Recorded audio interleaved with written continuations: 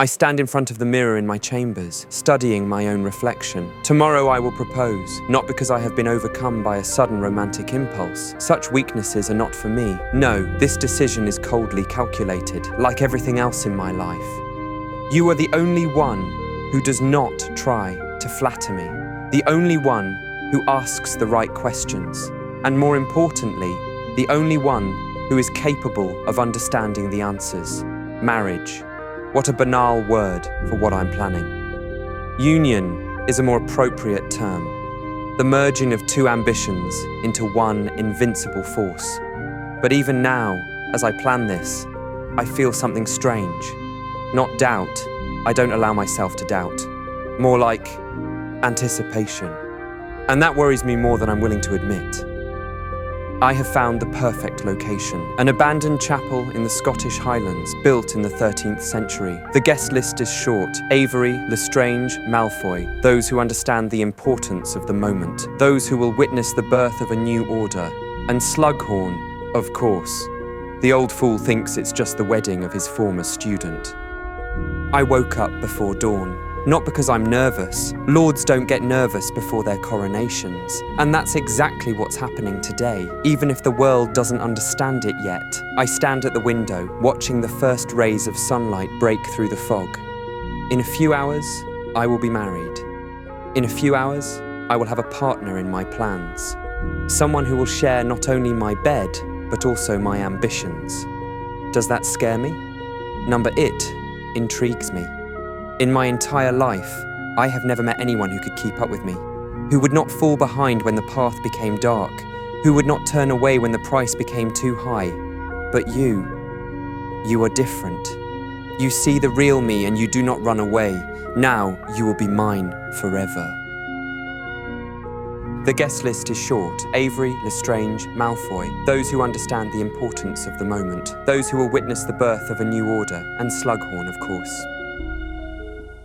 Tom, my dear boy, what an unexpected joy. I heard the wonderful news of your engagement. I can't say I'm surprised. Such a brilliant young man as you would certainly attract the attention of a worthy girl. Professor, I have come personally to invite you to the ceremony. Your presence means a lot to me. Oh, what an honor. Of course, I'll be there. Tell me, where will the celebration take place? At Hogwarts. It would be symbolic. No, Professor.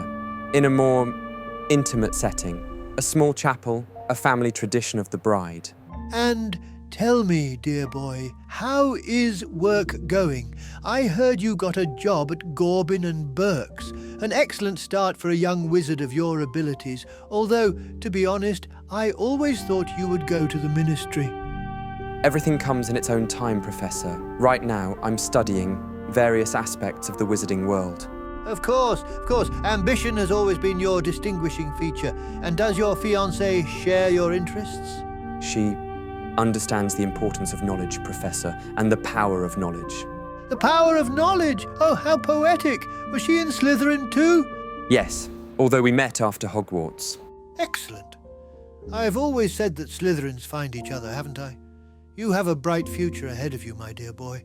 I can feel it. Professor, may I ask you a question? Of course, Tom. What do you think about traditions, about rituals that modern society considers outdated? Well, Tom, many old traditions had their value, but time moves forward and we must adapt. Although some ceremonies, some still retain their power if performed with due respect. Thank you for your answer, Professor. Goodbye. The professor was always a bit foolish. He thought it was just his student's ordinary wedding, but I thought differently. He probably didn't know that you had made a vow to me before the wedding. A very dangerous contract that you agreed to with ease. I arrive at the chapel an hour before the ceremony. I need to make sure everything is ready, that no one will interfere, that this day will go as I planned. But when I enter the ancient walls, I am struck not by the state of preparation, but by the atmosphere of the place itself.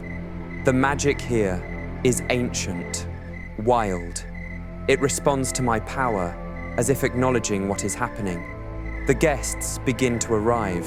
Avery nods to me respectfully. Lestrange looks on with curiosity, trying to understand what is happening. Malfoy studies the architecture of the chapel with the interest of an expert, but I am waiting for only one set of footsteps. Night envelops the chapel in dark velvet. Blue-flamed torches create a mystical atmosphere, casting long shadows on the walls. This is exactly how I imagined this ceremony. Not a daytime celebration for ordinary people, but a nighttime ritual for the chosen ones of the Dark Lord.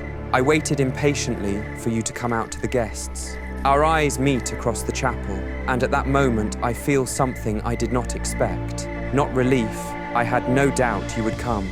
Not satisfaction, that is too simple a feeling. Anticipation, pure, sharp anticipation of what we will create together. My love, you came. Never